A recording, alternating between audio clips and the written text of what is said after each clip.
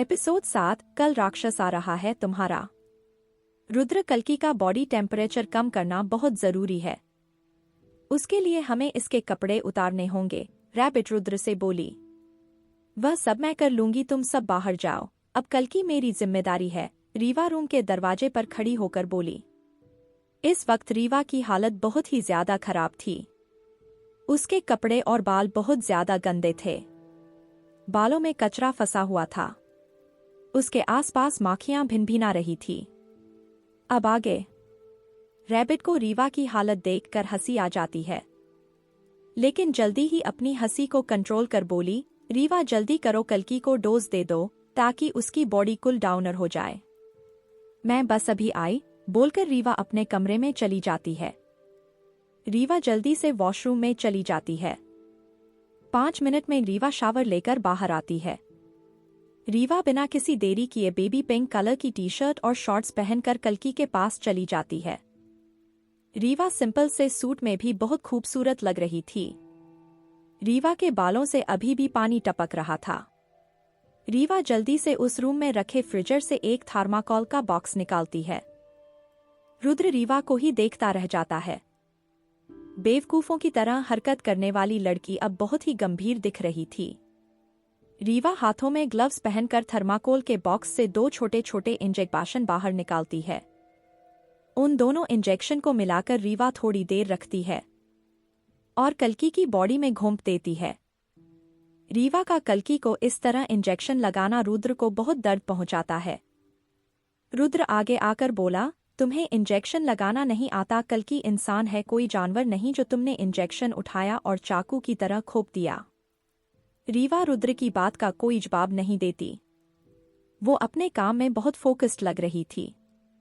Rabbit Rudra को रोक कर बोली, अभी यहाँ से चलो, वो तुम्हारी किसी भी बात का जवाब नहीं देगी। बाहर चलो, मैं तुम्हारे खाने के लिए कुछ बनाती हूँ। रैबिट कमरे से बाहर निकल जाती है। रुद्र भी उसके पीछे चला जाता है। रुद्र एक नजर पीछे कल्कि को देखता है और फिर बाहर चला जाता है। रीवा कल्कि का हाथ पकड़ दीवार पर लगी स्पेशल घड़ी को देखने लगती है। नब्ज चेक करने के बाद रीवा कल्कि के सारे कपड़े रिमूव कर देती है, सिर्फ उसके अंडर एक छोड़कर। कल्कि बहुत ही खूबसूरत बॉडी का मालिक था। कल्कि को देख रीवा बोली, थैंक गॉड मेरे हस्बैंड में कोई कमी नहीं है, बस थोड़ा सा बेकार का डर भरा हुआ है, उसे बाहर निकलना होगा।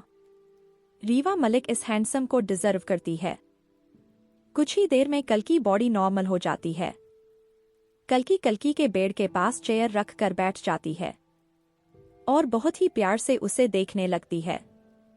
दूसरी तरफ रैबिट रुद्र के लिए चाय बनाती है और साथ में बेसन के पकौड़े। रुद्र के सामने चाय रखते हुए रैबिट बोली, वैसे तो मैंने यह चाय पकौड़े बहुत बार बनाई है, ना जाने क्यों तुम्हारे सामने परोसते हुए मुझे थोड़ा सा डर लग रहा है। तुम्हें यह पसंद तो आएंगे ना? प्लीज अगर यह खराब भी बने हो ना, तब भी मेरी तुम झूठी तारीफ कर देना, मुझे थोड़ा सा मोटिवेशन मिलेगा। ही। रुद्र चाय का प्याला उठाकर एक सिप लेता है और तुरंत ही उगल देता है। रैबिट को रुद्र का ऐसा करना अच्छा नहीं लगता। रैबिट गुस्से से बोली, तुम्हारी इतनी हिम्मत कि तुम मेरे सामने मेरी चाय का कुल्ला करो, चुपचाप ये चाय पियो मेरे सामने और उसे खत्म करो, अभी के अभी।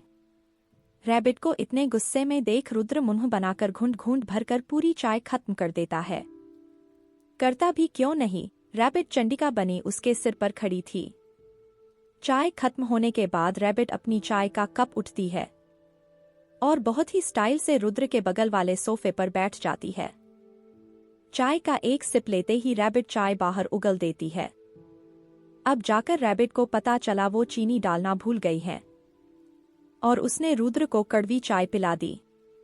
रैबिट अपने दांत निकालकर रुद्र को देखती है, जो गुस्से से उसे ही घूर रहा था। अगले 2 मिनट में अगर तुमने चाय खत्म नहीं की तो मुझसे बुरा कोई नहीं होगा, रुद्र अपने दांत पीस कर बोला। रैबिट अपना मुंह बनाकर जल्दी जल्दी चाय पीने लगती है। तभी रीवा इस रूम से बाहर निकलकर अपने कमरे में जाती है। वहां से एक जोड़ी सॉफ्ट स्पोर्ट्स सूट लेकर वापस कल्कि के रूम में आ जाती है। कल्कि अब नॉर्मल हो चुका था। रीवा उसे कपड़े पहनते हुए बोली, पतिदेव को कपड़े पहना दूं, क्या भरोसा मुझ पर इज्जत लूटने का नाम लगा दे। ही, मैं कुछ भी सोचती है। थोड़ी देर बाद कल्कि को होश आ जाता है। कल्कि धीरे धीरे अपनी आंखें खोलता है। उसकी आंखों के सामने एक सफेद रंग की छत थी। कल्कि उसे देखने के बाद अपने आसपास पूरे रूम को देखने लगता है। उसकी नजर रीवा पर जाती है। रीवा अपने खुले बालों में कुछ मेडिसिन एक साथ मिलाकर उनका कलर टेस्ट कर रही थी। कल्कि जोर से बोला, रुद्र भैया कहाँ हो आप? रीवा जल्दी से कल्कि का हाथ पकड़कर बोली, तुम अभी लेते रहो, तुम्हें एक मेडिसिन देना बाकी है, फिर तुम चले जाना। रीवा ने कल्कि से इतने प्यार से कहा था कि वो मना नहीं कर पाया। कल्कि की नजर रीवा के हाथों पर पड़ती है जिससे उसने कल्कि का हाथ पकड़ा हुआ था। कल्कि हैरान होकर बोला, क्या मेरी बीमारी ठीक हो गई? क्या अब मैं नॉर्मल लाइफ जी सकता हूँ? हाँ, वो भी सिर्फ मेरे साथ, मेरे चुने से तुम्हें कुछ नहीं होगा। रीवा खुश होकर अपनी अपनी आंखें बंद करके बोली। रुद्र कल्कि की आवाज सुनकर अंदर आ गया था। कल्कि को नॉर्मल देख रुद्र की जान में जान आती है। कल्कि तुम ठीक हो ना? क्या अभी भी तुम्हें दर्द हो रहा है? रुद्र कल्कि के बेड पर बैठकर बोला। वो अब ठीक है, तो क्या हम अपनी शादी की बात करें? रीवा एकदम से बोली। दूसरी तरफ मलिक हाउस। रोमिल मालिक जोर शोर से तैयारियों लगे हुए थे। पूरे घर की डेकोरेशन अपने नजरों के सामने करवा रहे थे। रोमिल रीवा की मां आध्या से बोले, तुमने पंडित जी को कॉल कर दिया? उन्हें बोल दिया ना टाइम पर आ जाए? हाँ जी, मैंने बोल दिया है। ये सब तैयारियां किस लिए? कल कोई आ रहा है या खुशखबरी है? आध्या जी एक्साइटेड होकर बोली। रोमिल जी एकदम से बोले, कल तुम्हारा राक्षस घर आ रहा है अपने हस्बैंड के साथ। ये सब तैयारियां उसके लिए ही है। अगर वो अपने हस्बैंड के साथ आती है तो हम उसकी शादी उसी लड़के से दोबारा कर देंगे। अगर उसके साथ कोई लड़का नहीं आया तो उसे जिससे मैं कहूंगा उससे ही शादी करनी पड़ेगी। क्या आप सच बोल रहे हैं? मैं आपके इस प्लान में आपका साथ दूंगी। जाए मेरा राक्षस दुल्हन बनेगा, कितना सुंदर लगेगा ना? अपने ही ख्वाबों डूबी आध्या बोली। आध्या मैडम, सपनों के जहाज से नीचे उतर आओ। अपने राक्षस को कम मत समझो, वो हमारी इस खुशी को कहीं अपनी मस्ती का मैदान ना बना दे। भगवान से प्रे करो सब ठीक से हो जाए। रोमिल अपने भगवान को याद कर अपने दोनों हाथ जोड़कर बोले, अगर हमारा प्लान फेल हुआ तो मेरे पास दूसरा प्लान भी है। आप फिक्र मत कीजिए, हमारा राक्षस दुल्हन जरूर बनेगा। एपिसोड भी 8, शादी के लिए तैयार हूं। आध्या मैडम, सपनों के जहाज से नीचे उतर आओ। अपने राक्षस को कम मत समझो, वो हमारी इस खुशी को कहीं अपनी मस्ती का मैदान ना बना दे। भगवान से प्रे करो सब ठीक से हो जाए। रोमिल अपने भगवान को याद कर अपने दोनों हाथ जोड़कर बोले, अगर हमारा प्लान फेल हुआ तो मेरे पास दूसरा प्लान भी है। आप फिक्र मत कीजिए, हमारा राक्षस दुल्हन जरूर बनेगा। अब आगे देखो, जो भी करना औरतों वाले काम करना, कुछ भी उटपटांग करने की जरूरत नहीं है। वह राक्षस अपने इस जिन्न मां पर गया है। कहा मुझे एक प्यारी सी मासूम बेटी चाहिए थी जो दिन भर मेरे पीछे पापा पापा करके फिरती, मेरी केयर करती। मुझे नाजुक परी चाहिए थी और तुमने एक ऐसा राक्षस पैदा किया है जो लड़कों से भी कहीं ज्यादा गया गुजरा है। सारी हरकतें खास काइयां लड़कों से भी ज्यादा गई गुजरी है। रोमिल जी अपने दोनों हाथ अपने गालों पर रखकर बोले। रोमिल की हालत देखकर आध्या को हंसी आ जाती है। आध्या अपनी हंसी कंट्रोल करते हुए बोली, मैंने जब अपने प्यारे राक्षस को जन्म देने के बाद आपसे कहा था हम दूसरा बच्चे और कर लेते हैं, लेकिन नहीं, आप उसके लिए तैयार नहीं हुए। अब एक बार राक्षस पैदा हुआ है, इसका मतलब यह तो नहीं कि हर बार राक्षस ही होगा। मैं तो अभी भी कहती हूँ अभी भी टाइम है, हमें दूसरे बच्चे के बारे में सोच लेना चाहिए। आध्या मुस्कुराते हुए बोली। रोमिल अपने दोनों कानों पर हाथ रखते हुए बोले, ना बाबा, ना, ऐसा रिस्क में दोबारा नहीं ले सकता। मैं तुम्हें मासूम समझकर शादी करके लाया था और तुम शैतान की महारानी निकली। आध्या रोमिल को कमर से पकड़कर अपने नजदीक खींचकर बहुत प्यार से बोली, रीवा, अगर आपकी प्यारी बेटी बन जाएगी तब आप मुझे दूसरा बेबी देंगे। यह तुम क्या कर रही हो? यहाँ इतने लोग हैं, उन सबके सामने तुम मेरे साथ रोमांटिक हो रही हो। छोड़ो मुझे। रोमिल घबराकर चारों तरफ देखकर बोले। आध्या रोमिल के गालों पर उंगली फेर कर बोली, मुझे आज तक किसी की परवाह रही है जो मैं इन थोड़े से लोगों की परवाह करूंगी। अगर आपने मुझे हाँ नहीं कहा तो अभी के अभी सबके सामने मैं आपको किस कर दूंगी। जल्दी से जवाब दो, मुझे इंतजार नहीं हो रहा है। मुझे अपनी बेटी की शादी की तैयारी करनी है यार। आध्या उम्र 38 लेकिन दिखाने एक 21 साल की खूबसूरत लड़की और एकदम शैतान। रोमिल उम्र 40 दिखाने में किसी भी जवान लड़के को फेल कर दे। रोमिल के डर की वजह से पसीने छूट रहे थे। वहां काम कर रहे सभी लोग इनको ही घूर रहे थे। आध्या अपने होठों का पाउड बनाकर रोमिल के होठों की तरफ बढ़ रही थी। अच्छा अच्छा, ठीक है ठीक है, मुझे तुम्हारी सारी शर्तें मंजूर है। हाँ, सारी शर्तें मंजूर है मुझे तुम्हारी, लेकिन मेरी बेटी ने अगर जरा सा भी लड़कियों जैसा बर्ताव नहीं किया तो मैं अपनी यह वाली शर्त तोड़ दूंगा, समझी तुम? रोमिल घबराते हुए बोले। ओके जाने मन, बोलकर आध्या रोमिल के होठों को चूमकर अपने फोन पर रीवा का नंबर डायल करती हुई वहां से चली गई। तुम सब अपना काम ठीक से करो, नहीं तो नौकरी से निकाल दूंगा, बोलकर रोमिल अपनी नजरें चुराकर वहां से चले गए। दूसरी तरफ कल्कि बिना पलक झपक बस रीवर को ही देखता जा रहा था। रीवा रुद्र से बात करने में बिजी थी। रुद्र कल्कि की तरफ देखकर रीवा से बोला, देखो मुझे तुम दोनों की शादी से कोई प्रॉब्लम नहीं है। एक बार फिर भी मैं कल्कि से पूछना चाहता हूँ, अगर उसने शादी करने से मना कर दिया तो मैं कुछ नहीं कर सकता, अगर वह तैयार है तो मैं भी तैयार हूँ। रीवा उम्मीद से कल्कि की तरफ देखने लगती है। कल्कि झिझक कर बोला, मुझे इस शादी से कोई प्रॉब्लम नहीं है, बस एक प्रॉब्लम है, जब तक बड़े भैया शादी नहीं करेंगे मैं शादी नहीं करूंगा। रुद्र कल्कि को समझाते हुए बोला, यह इमोशन होकर फैसला लेने का वक्त नहीं है। कल्कि, रीवा तुम्हारी एंटीडोट है। वह तुम्हारे आसपास रहेगी तो तुम सुरक्षित रहोगे और अपनी जिंदगी खुलकर जी पाओगे, अपने सपनों को पूरा कर पाओगे, और मैं भी चाहता हूँ कि तुम रीवा से शादी करो। लेकिन पापा क्या सोचेंगे कि मैंने अपनी मर्जी से शादी कर ली? कल्कि बोला। रेवा या रुद्र कुछ भी बोलते उससे पहले रैबिट अपना मोबाइल निकाल कर बोली, एक काम करो, तुम जल्दी जल्दी उन सभी के नाम और नंबर मुझे बताते जाओ जिनकी परमिशन तुम्हें शादी करने के लिए लेनी है। यार, इतनी सुंदर इतनी टैलेंटेड लड़की तुम्हें मिल रही है, तभी तुम्हें दुनिया वालों की फिक्र है। रुद्र कल्कि खूब परेशान करते हुए बोला, चलो छोड़ो रीवा, तुम अपने लिए कोई और हस्बैंड देख लो, ये शादीवादी मेरे भाई के वश की नहीं है। नहीं नहीं, मैं शादी के लिए तैयार हूँ, बस थोड़ा डर लग रहा था, बोलकर कल्कि अपना चेहरा नीचे कर लिया। योहू बोलकर रीवा कल्कि को अपने गले लग लेती है और इसके गालों को चूम लेती है। रीवा की इस हरकते रुद्र के चेहरे पर मुस्कान आ जाती है, तो वही कल्कि के गाल शर्म से लाल हो जाते हैं। रीवा आगे कुछ बोलती तभी उसका मोबाइल रिंग करने लग जाता है। आध्या जी रीवा को कॉल कर रही थी। रीवा फोन पिक कर बोली, हेलो मेरी शेरनी, कैसी हो और जंगल का हाल कैसा है? तू यहाँ की परवाह छोड़ और मुझे यह बता, तुझे छोटा भाई चाहिए या नहीं? अपनी माँ की बात सुनकर रीवा खुशी से उछल जाती है। रीवा खुश होते हुए बोली, हाँ, मुझे एक छोटा भाई चाहिए जिस पर मैं बड़ी बहन के सारे हुक्म चला सकूं। उसके लिए तुझे लड़की बनना होगा। क्या? एपिसोड 9 हो गया स्यापा। रीवा आगे कुछ बोलती तभी उसका मोबाइल रिंग करने लग जाता है। आध्या जी रीवा को कॉल कर रही थी। रीवा फोन पिक कर बोली, हेलो मेरी शेरनी, कैसी हो और जंगल का हाल कैसा है?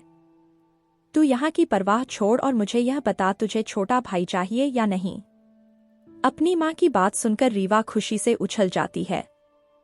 रीवा खुश होते हुए बोली, हाँ, मुझे एक छोटा भाई चाहिए जिस पर मैं बड़ी बहन के सारे हुक्म चला सकूं। उसके लिए तुझे लड़की बनना होगा। क्या? अब आगे क्या मम्मा, मेरा सब कुछ लड़की जैसा ही तो है। रीवा कंफ्यूज हो खुद को ड्रेसिंग टेबल में देखते हुए बोली। रैबिट हंसते हुए बोली, हा हा हा, तेरी हरकतों की बोल रही है, आंटी बॉडी की नहीं, मर्द कहीं की। रैबिट की बात सुनकर रुद्र और कल्कि के चेहरे पर मुस्कान आ जाती है। रीवा रैबिट को घूर कर अपनी मम्मा से बोली, मम्मा एक रात मैं कैसे लड़की सकती हूँ? कुछ भी करो, कैसे भी लड़की बनो। अगर भाई चाहिए तो, आध्या जी अपनी वार्निंग टोन में बोली। मम्मा आपको कैसे पता आप पक्का लड़का हो करेंगी? मेरी बहन आ गई तो, रीवा मासूम सा मुंह बनाकर बोली। ओ छोटे राक्षस, मम्मा से होशियारी नहीं, जितना कहा है उतना करो, और हाँ कल मॉर्निंग में टाइम पर आ जाना, आध्या जी बोली। ओके मम्मा, कल कुछ काम है पूरा करके आ जाऊंगी, रीवा ने कहा।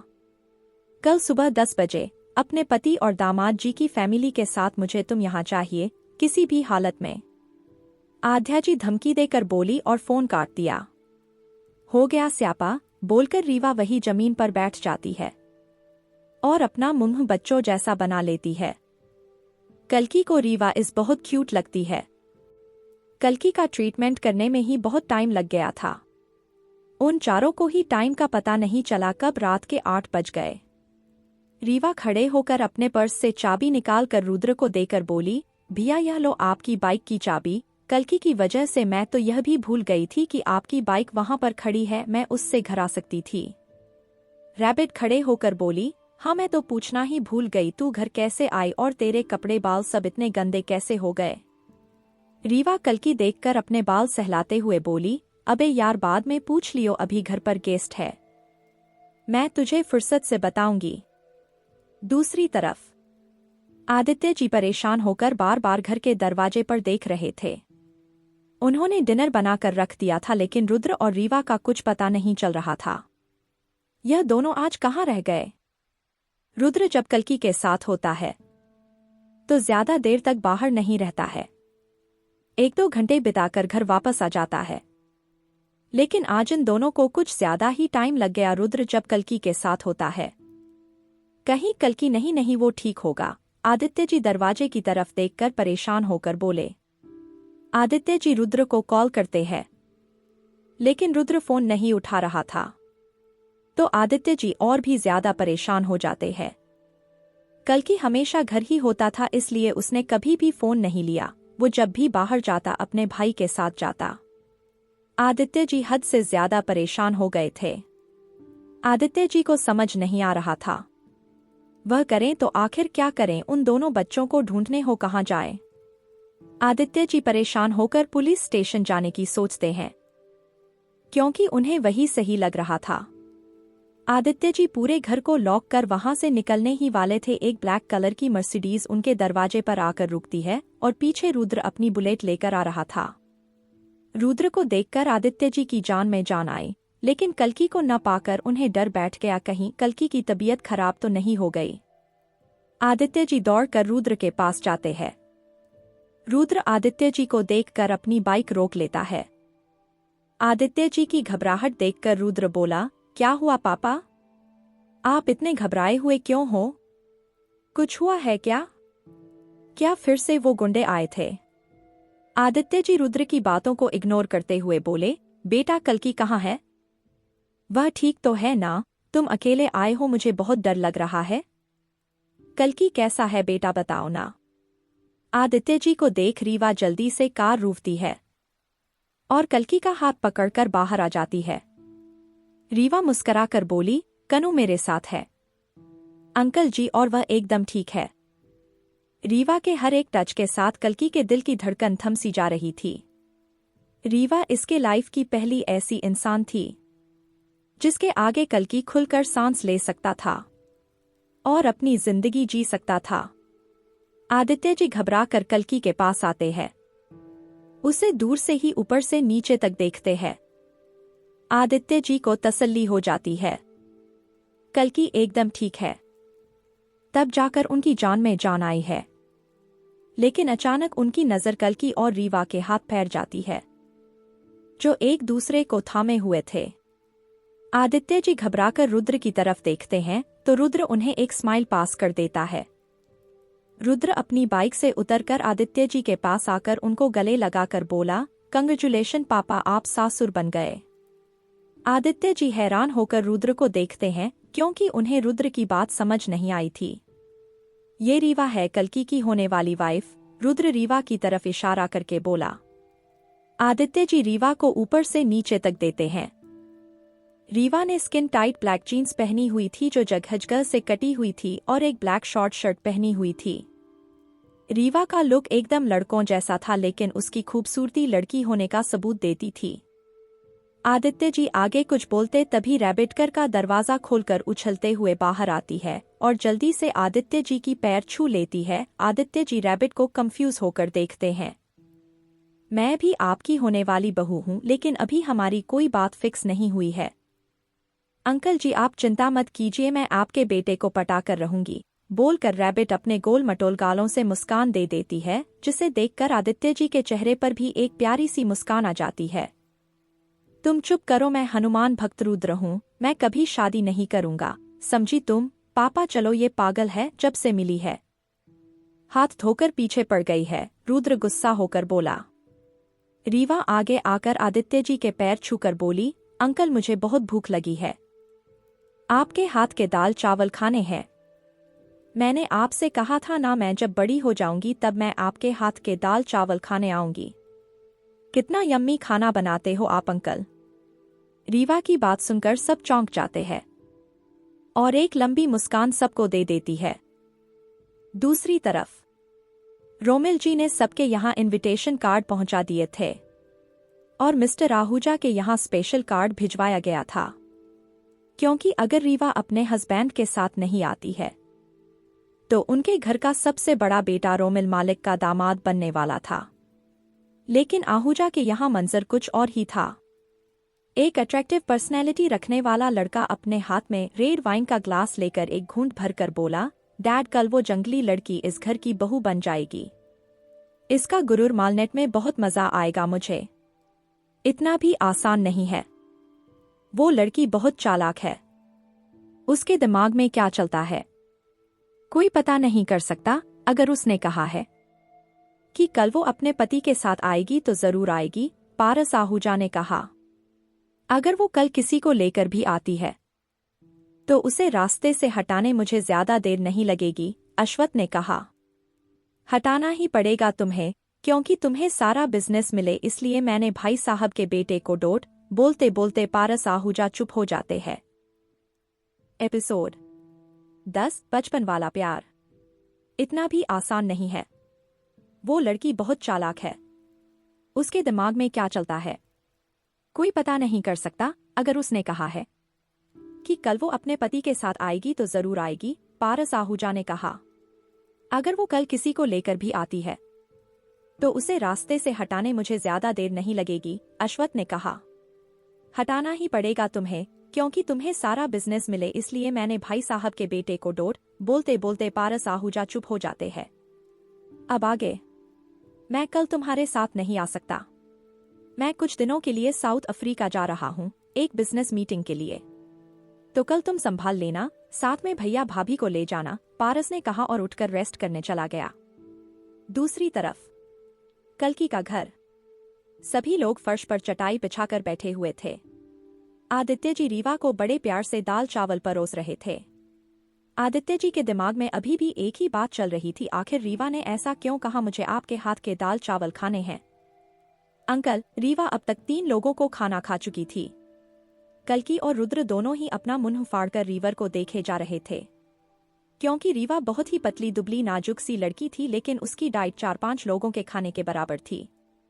रुद्र धीरे से कल्कि के कान में बोला, देख भाई, मैं तेरी शादी इससे करवा तो रहा हूँ, लेकिन कहीं ऐसा ना हो तू सारी जिंदगी इसके लिए खाना ही बनाता रहे। देखना कितना खाती है यह लड़की, लेकिन इसकी बॉडी से ऐसा लगता है कि जैसे पूरे दिन में सिर्फ आधी रोटी खाती होगी। कल्कि रुद्र की हाँ में हाँ मिलाकर बोला, हाँ भैया मैं भी यही सोच रहा हूँ, यह इतनी देर से खाना खा रही है, लेकिन यह सारा खाना जा कहाँ रहा है, यह तो अभी का है।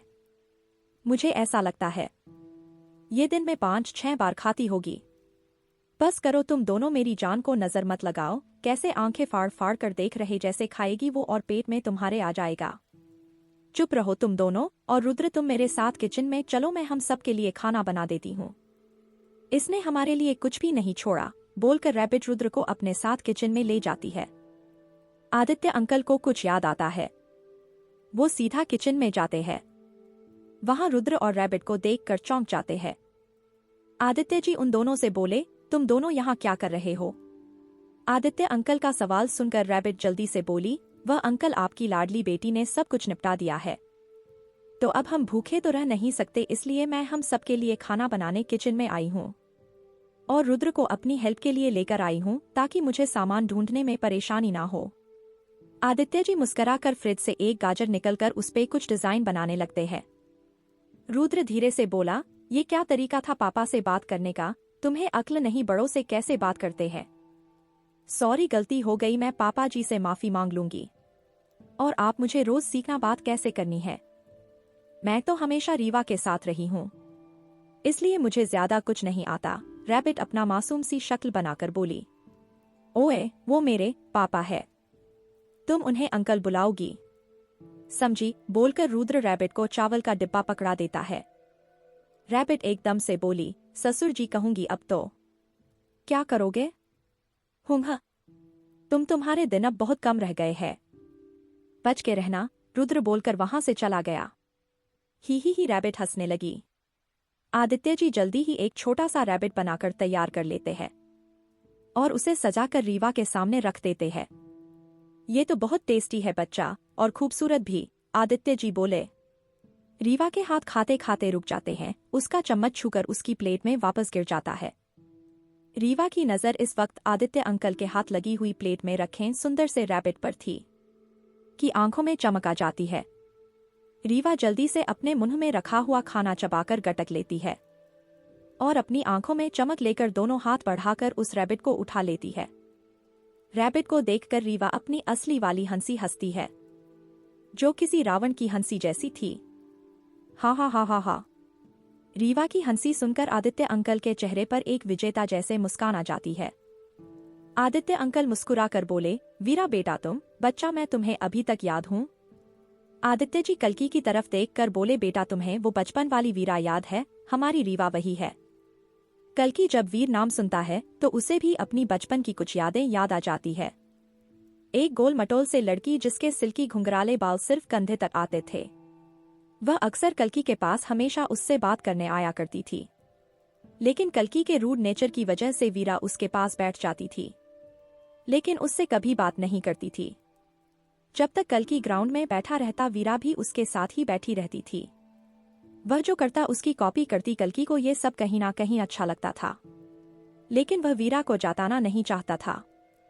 जब कल्कि नहीं आता था तो वीरा आदित्य अंकल के हाथ बना खाना खाने के बहाने से चली जाती थी, जबरदस्ती की गेस्ट बनकर। आदित्य अंकल भी कंफ्यूज होते थे, ये क्यूट शैतान बच्चा कौन है जो उनके यहाँ खाना खाने आ जाता है? कुछ बोलता भी नहीं, बस हंसत ही रहता है और कल्कि को ही देखता है। एक दिन आदित्य जी ने बातों ही बातों में वीरा से पूछा, बेटा आपका नाम क्या है और तुम्हारी मम्मी पापा कहाँ रहते हैं और आप कहाँ रहते हैं? चलो आज मैं आपको आपके घर छोड़कर आता हूँ। वीरा का जवाब सुनकर आदित्य जी हैरान हो गए। अंकल मेरे मम्मी पापा नहीं है, मैं बारिश बनकर आसमान से गिरी हूँ। क्या तब तुम्हारे मम्मी पापा नहीं है? कल्कि अपनी नजरें उठाकर वीरा को देखते हुए बोला, हम हाँ तत में नहीं है। रीवा अपना पप्पी फेस बनाकर बोली। वीरा का मूड ठीक करने के लिए आदित्य जी उसे गाजर का प्यारा सा रैबिट बनाकर देते और वो खुश हो जाती। रीवा ने इसलिए अपनी दोस्त का नाम रैबिट रख दिया था, क्योंकि उसे आदित्य जी और कल्कि याद आते थे। उस दिन वो रीवा और कल्कि का पहला दिन था, जब दोनों एक दूसरे की आंखों में देख रहे थे। उस दिन ही दोनों ने एक दूसरे की आवाज भी सुनी थी। एक दिन कल्कि को किसी बच्चे का गलती से धक्का लग गया और वो दूसरे बच्चे पर जा गिरा। स्किन टच से कल्कि की बीमारी उभर कर आ गई थी। वीरा उसके पास जाना चाहती थी, लेकिन उससे पहले रुद्र आकर कल्कि को गोद में उठाकर ले गया। वीरा उस दिन बहुत रोई थी। वो कल्कि के घर भी गई थी, लेकिन वहां ताला लगा हुआ था। पूरे 2 महीने तक वेट करने के बाद भी वीरा कल्कि को नहीं देख पाई। वीरा का उदास चेहरा देखकर रोमिल जी ने वीरा को अमेरिका भेज दिया था और वीरा वहां से रीवा बन लौटी। दूसरी तरफ कल्कि भी ठीक होकर घर वापस आ गया था। वो रोज वीरा का इंतजार करता। एक दिन ऐसा आया कि वो वीरा को ही भूल गया। कल्कि के होंठों पर एक मुस्कान आ गई। आदित्य अंकल बहुत ही प्यार से बोले, मेरा क्यूट शैतान बच्चा, मैंने तुम्हें बहुत मिस किया। मैंने तुम्हारा हर रोज इंतजार किया, मेरा क्यूट बच्चा कब आएगा? कब मेरे हाथों की बने दाल चावल खाकर मुझे बोलेगा बहुत टेस्टी बने हैं? अंकल देखो, इतने सालों बाद तुम आई और मैं तुम्हें पहचान भी नहीं पाया, और तुमने मुझे एक पल में ही पहचान लिया। रीवा हंसते हुए बोली, क्योंकि पापा आपकी लंबाई वही है और मेरी थोड़ी सी बढ़ गई है। रीवा की बात सुनकर आदित्य जी हंस पड़ते हैं। तो वही कल्कि अपने मन में बोला, लंबाई थोड़ी बढ़ गई है, यह तो पूरा ताड़ का पेड़ बन गई है। कल्कि की यही सोचकर हंसी निकल जाती है। रीवा कल्कि को घूर कर देखती है। कल्कि अपनी नजरें झुकाकर घर के पीछे के ग्राउंड में चला जाता है, जहां वो रीवा का इंतजार किया करता था। अंकल मैं अभी आई बोलकर रीवा कल्कि के पीछे चली जाती है। आदित्य जी रीवा को जाते देख मुस्कुराकर बोले, कल्कि की पहली और आखिरी जबरदस्ती वाली दोस्त। तभी किचन से रैबिट की जोर से चीखने की आवाज आई। एपिसोड 11, खामोशियों की बातें। हेलो दोस्तों, प्लीज लाइक कमेंट और शेयर भी किया करें। स्टोरी अच्छी लगी हो तो चैनल को सब्सक्राइब जरूर कर दो प्लीज। रीवा की बात सुनकर आदित्य जी हंस पड़ते हैं। तो वही कल्कि अपने मन में बोला, लंबाई थोड़ी बढ़ गई है, यह तो पूरा ताड़ का पेड़ बन गई है। कल्कि की यही सोचकर हंसी निकल जाती है। रीवा कल्कि को घूर कर देखती है। कल्कि अपनी नजरें झुकाकर घर के पीछे के ग्राउंड में चला जाता है, जहां वो रीवा का इंतजार किया करता था। अंकल मैं अभी आई बोलकर रीवा कल्कि के पीछे चली जाती है। आदित्य जी रीवा को जाते देख मुस्कुराकर बोले, कल्कि की पहली और आखिरी जबरदस्ती वाली दोस्त। तभी किचन से रैबिट की जोर से चीखने की आवाज आई। अब आगे। आदित्य जी दौड़कर जल्दी से अंदर की तरफ जाते हैं। रैबिट की चीख सुनकर रुद्र भी घबरा गया था। वह भी अपने कमरे से निकलकर किचन में पहुंच जाता है।